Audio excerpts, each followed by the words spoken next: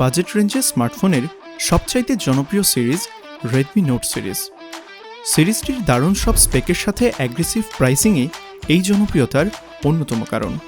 তারই ধারাবাহিকতায় নোট সিরিজের সর্বশেষ রিলিজড স্মার্টফোন রেডমি নোট 13।